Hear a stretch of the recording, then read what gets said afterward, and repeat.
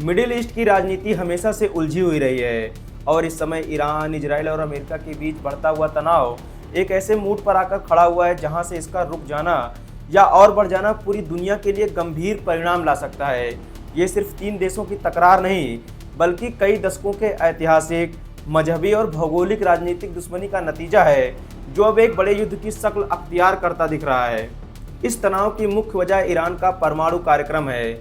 Iran मुसलसल ये दावा करता है कि उसका न्यूक्लियर प्रोग्राम शांति और बिजली उत्पादन के लिए है, लेकिन इजराइल और अमेरिका समेत कई पश्चिमी देशों को इस पर शक है कि ईरान गुप्त रूप से परमाणु हथियार बनाने की कोशिश कर रहा है। 2015 में हुआ ईरान न्यूक्लियर डील इसी संदेह को दूर करने के लिए था, लेकिन डोनाल्ड ट्रंप के अमेरिका द्वारा इस डील से बाहर निकलने के बाद स्थिति और बिगड़ गई है।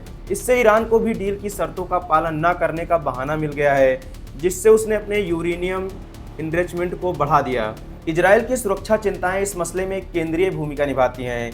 इजराइल ईरान को अपनी हस्ती के लिए सीधा खतरा मानता है। ईरान का बढ़ता मिलिट्री प्रभाव, उसकी लंबी दूरी की मिसाइल्स और हिजबुल्लाह और हमास जैसे क्षेत्रीय गठबंधनों को उसके समर्थन ने इजराइल की चिंताओं को और बढ़ा दिया है। इजराइल का मानना है कि एक परमाणु शक्तिशाली ईरान उसे तबाह कर सकता है, इसलिए उसने ईरान के न्यूक्लियर साइट्स और मिलिट्री ठिकानों पर हमले किए हैं, जिन्हें ऑपरेशन राइजिंग लायन का नाम दिया है। इजराइल ने अपने ऑपरेशन राइजिंग लायन के द्वारा ईरान के हाई रैंकिंग आर्मी ऑफिसर्स और न्यूक्लियर साइंटिस्ट की जान ली है, और ये अटैक इतने प्रिसीजन के साथ किया गया है कि अगर कोई आर्मी ऑफिसर या न्यूक्लियर साइंटिस्ट बिल्डिंग के तीसरे फ्लोर पर कमरा नंबर 10 में था तो सिर्फ उसमें ही हमला किया गया है और उसे ही मारा गया है। बाकी किसी को कोई नुकसान नहीं हुआ है। उन आर्मी ऑफिसर्स और न्यूक्लियर साइंटिस्ट के नाम कुछ इस तरह हैं, मैं लिख देता हूं, आप लोग पॉज करके पढ़ लेना।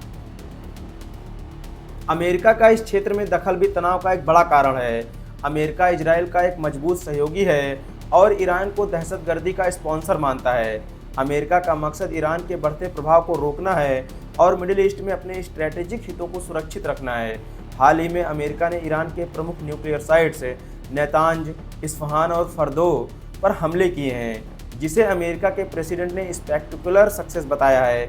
इन हमलों के बाद अमेरिका ने ईरान को चेतावनी दी है कि अगर उसने जवाब दिया तो और भी बड़े हमले किए जाएंगे, जो इस जंग को और भयानक बना सकते हैं। इस हमले प्रति हमले के दौर में नुकसान भी काफ़ी हुआ है।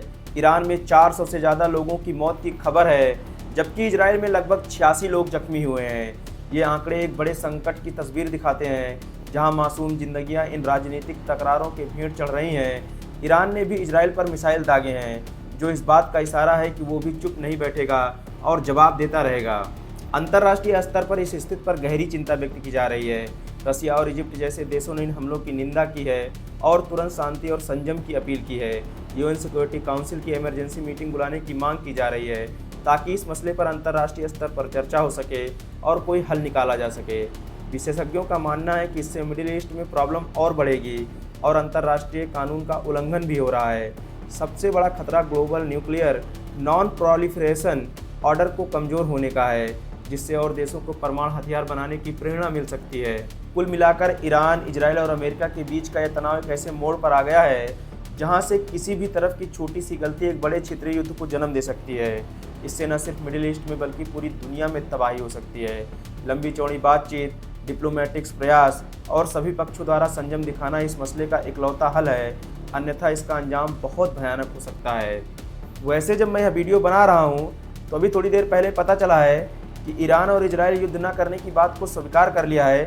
दोनों देशों ने दुनिया की बात को मान लिया है। अब दोनों देश युद्ध नहीं करना चाहते हैं और सीज फायर पर मान गए हैं। यह दुनिया के लिए बहुत बड़ी बात है और दुनिया के हित में है। अगर आपको यह वीडियो पसंद आई तो प्लीज़ वीडियो को लाइक और चैनल को सब्सक्राइब करें। धन्यवाद।